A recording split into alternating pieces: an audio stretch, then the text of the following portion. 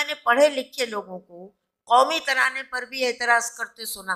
देखिए कौमी तराने में दो एतराज। हाँ एक तो पंजाबी ने लिखा है, हाँ हाँ और दूसरा फारसी में। हाँ फारसी में। देखिए फारसी से उर्दू अपना दामन बचा ही नहीं सकती, फिर तो आपको सारे क्लासिक्स को जलाना पड़ेगा।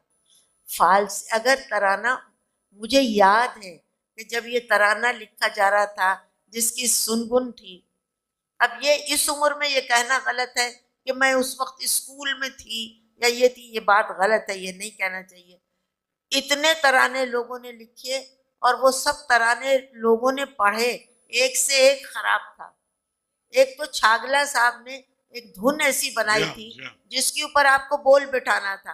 बोल बिठाना आसान नहीं होता, और वो ट्यून इस तरह की मार्चिंग ट्यून थी, तो उसमें मुझसे किसी ने कहा बहुत मुश्किल है।